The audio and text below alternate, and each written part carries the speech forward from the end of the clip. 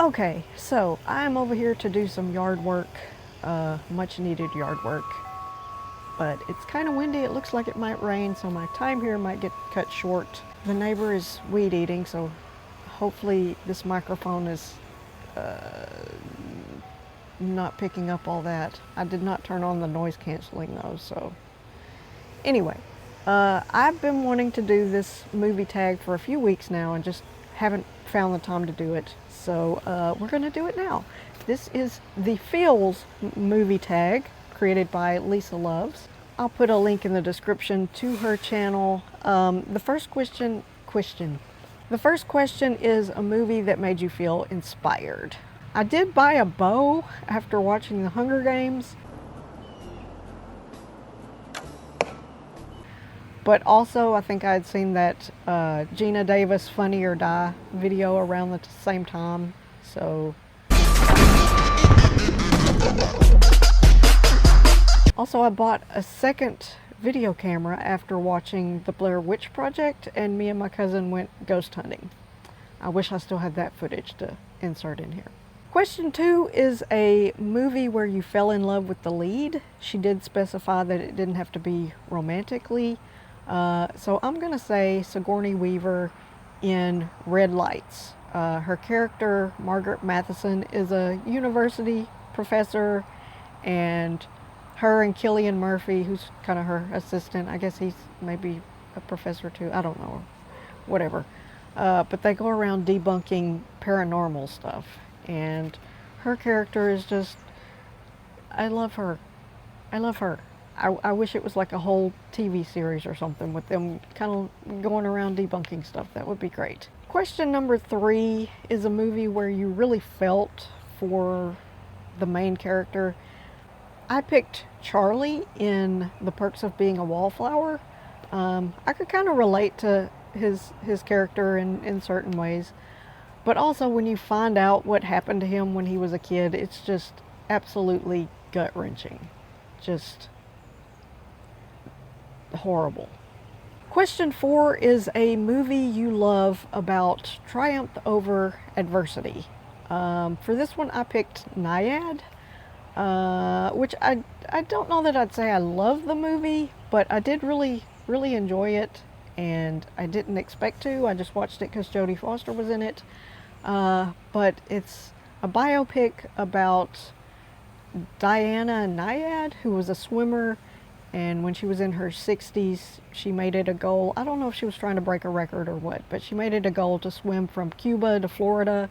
So the movie is all about, you know, her training and all the things she encountered while she was in the water, the obstacles. And it was really good. Of course, they did change some things from the true story, like, you know, embellish things or left, you know, how they do with all these movies just to make it a better movie. 5 is a movie character that reminds you of yourself. I don't really have a good answer for this one because I'm not that self-aware, and maybe I'm not that relatable, but also I just haven't seen enough movies maybe. So if you know a character that reminds you of me, just let me know. I already said, you know, the Charlie in The Perks of Being a Wallflower.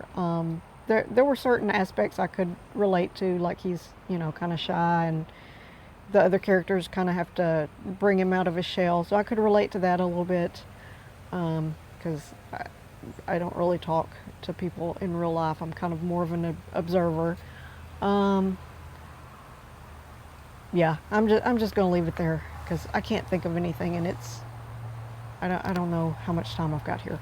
Question 6 is a movie that makes you snot laugh or guffaw.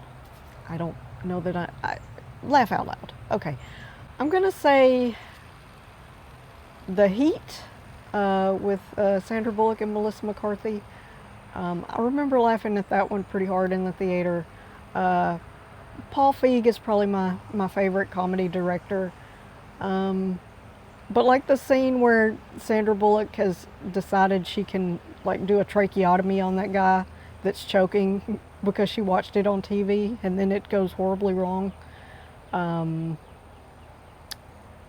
not the scene I should have chosen to illustrate how it made me laugh, because that kind of makes me sound like a psychopath. Let's see. Music and lyrics with Hugh Grant doing his little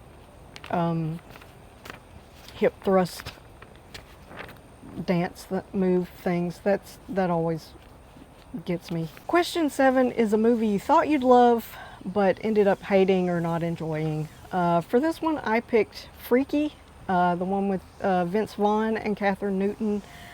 I just didn't enjoy that as much as everybody else seemed to. But I love body swapping movies, and the premise of it sounded pretty funny, but just the execution of it, I didn't really. It wasn't for me. Like the supporting characters and stuff, I felt like they were kind of too stereotypical and broad. And I don't know, I just didn't really like Vince Vaughn's performance as much as everybody else did. It just kind of didn't do anything for me. And maybe that would change on a second watch. Maybe I was just in a bad mood or something, but I love the original Freaky Friday with Jodie Foster and Barbara Harris. And I love the Jamie Lee Curtis, Lindsay Lohan version. I think there's actually 2 other versions, because I know there was one in the 90s with, I want to say, Shelley Long and Gabby Hoffman. I'm not sure. I saw that one, but I'm rambling again. But yeah, I love those movies. I would have rather just watched those. Was that the last question? I think that was the last question. Okay, that was the last question. So since it's a tag video, I will tag a few people. Don't have to do the video if you don't want to. But I'm going to say Sean Urshan, because, he used to tag me. He was kind enough to tag me in a lot of his tags that he did. And I always really enjoy his answers. I'm also going to say David Diggs and Mr. Dan in horror, if he doesn't think this is too girly. Actually, maybe they all might think it's too girly. I don't know, because it's all about feelings and stuff, but men have feelings. Anyway, I'll put links to their channels and Lisa's channel in the description. Thanks for watching, and until next time, bye-bye.